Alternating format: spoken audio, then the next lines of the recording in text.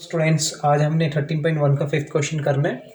Okay, photograph of A bacteria in large 50,000 times attain a length of 5 centimeter as shown in the diagram. Okay, diagram is given in the questions. What is the actual length of the bacteria? हमें इसकी actual length बतानी है bacteria की. And if the photograph is enlarged 20,000 times only, what would be its enlarged length? मतलब कि इसमें हमें दो पार्ट पूछे हुए हैं. कहने का मतलब है कि हमारे पास एक फोटोग्राफ है बैक्टीरिया है. ठीक है, बैक्टीरिया क्या होते हैं कि मतलब कि जिसको हम मतलब कि अपनी आंखों से नहीं देख सकते. They are very small. कुछ बैक्टीरिया ऐसे होते हैं, इतने स्मॉल होते हैं, they are not seen in our eye, so we can see with the help of different types of microscope. ठीक है, माइक्रोस्कोप या उसको हम जूम करके जो भी मतलब कि इंस्ट्रूमेंट होते हैं उसके अकॉर्डिंगली हम जो है वो उस बैक्टीरिया को चेक कर सकते हैं. तो हमें यहाँ पे फिगर दी हुई है. ठीक है, अगर हम उसको मतलब कि जूम करके 50,000 टाइम्स जूम करेंगे तो एक्चुअल जो लेंथ होगी बैक्टीरिया की वो हमें कितनी दिखाई देगी? 5 सेंटीमीटर. तो हमें बताना है कि what is the actual length of bacteria. एक पार्ट तो इसमें ये पूछा होगी जो एक्चुअल लेंथ है बैक्टीरिया की वो क्या होगी. अगर हम उसी मतलब कि फोटोग्राफ जो बैक्टीरिया है, मतलब जो भी हमारे पास इंस्ट्रूमेंट है, ठीक है, टेलीस्कोप वगैरह है, अगर हम उसको 20,000 टाइम्स जूम करते हैं उस बैक्टीरिया को देखने के लिए, तो उस समय जो बैक्टीरिया की जो लेंथ होगी what would be it's enlarge length. आपको बताना है उस समय जो बैक्टीरिया की जो लेंथ होगी, ठीक है, वो कितनी होगी. इसका मतलब है हमें दो बात यहाँ पे पूछे गई हैं. ठीक है, एक तो हमने एक्चुअल लेंथ बतानी है इसकी, ठीक है, बैक्टीरिया की, और अगर हम जूम करके हम उसको 20,000 टाइम चेक करते हैं, ठीक है, क्योंकि बैक्टीरिया को हम अपनी कुछ ऐसे बैक्टीरिया होते हैं जो हमें हम नेक्ड आई से नहीं देख सकते हैं. सो उसके लिए हम स्पेशल टाइप के माइक्रोस्कोप यूज़ करते हैं. ठीक है, तो उसके लिए फिर हमने बताना है कि अगर हम 20,000 टाइम उसको जूम करते हैं तो उस समय जो बैक्टीरिया की लेंथ है वो कितनी होगी, कितनी इनलार्ज होगी. ठीक है, तो we just start from the table. पहले बेटा हम इसका क्या करेंगे, टेबल बनाएंगे. ठीक है, तो पहले तो हमारे पास इसमें आ जाएगा. ठीक है, इसमें टू पार्ट्स पूछे हुए हैं. ठीक है, ये आपके पास आ जाएगी इनलार्ज.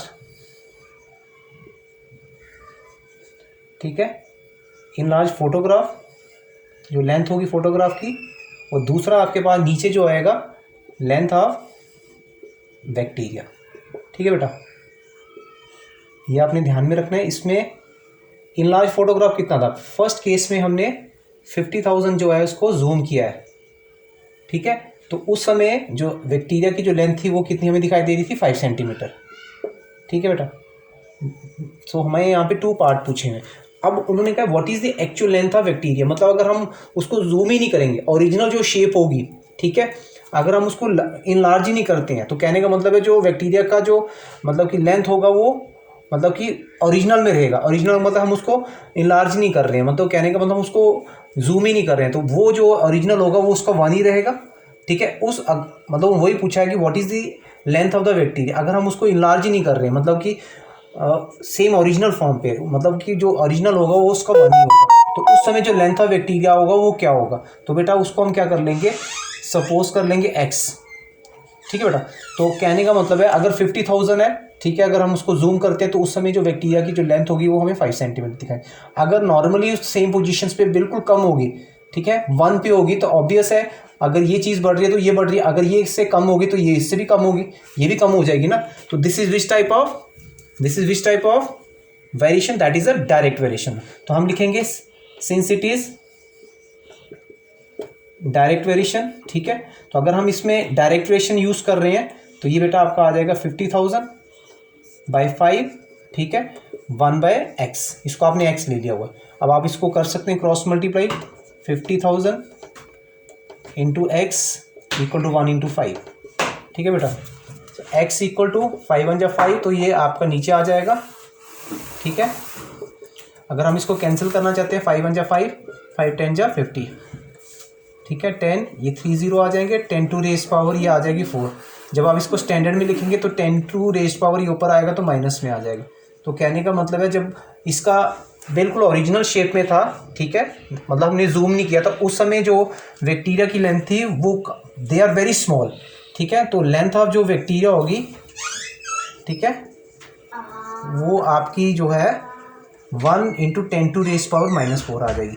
तो ये बेटा इसका फर्स्ट पार्ट था, ठीक है, ये x का आ जाएगा। अब इसके नेक्स्ट में उन्होंने पूछा है if the photograph in large, अगर हम फोटोग्राफ को कितना मतलब कि जूम कर रहे हैं 20,000 टाइम्स, तो what would be the in larger, उस समय जो एक्चुअल लेंथ होगी बैक्टीरिया की वो कितनी हमें दिखाई देगी।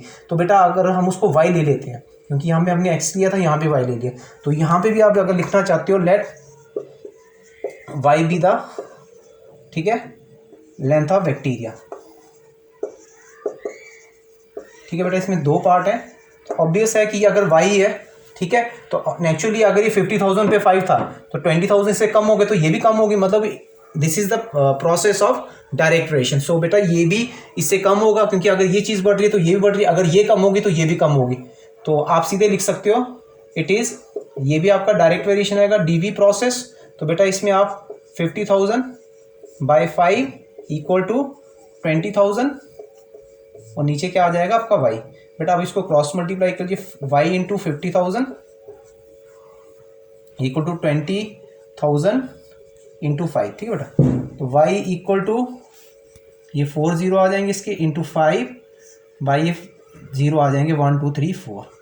तो ये बेटा आपके 4 0 कट जाएंगे इसके साथ में, तो बेटा 5 1 जा 5, ये भी 5 के साथ कट जाएगा, तो बचेगा क्या आपका 2। तो इसका मतलब है जो इसकी लेंथ थी बैक्टीरिया की, जब हमने इसको 20,000 टाइम्स इनलार्ज किया तो उस समय जो उसकी एक्चुअल लेंथ बैक्टीरिया की थी वो कितनी आ जाएगी 2 सेंटीमीटर। तो आप यहाँ पे 2 सेंटीमीटर लिख सकते हो, और जो x था आपका ये आपका आएगा 1 इंटू 10⁴ सेंटीमीटर।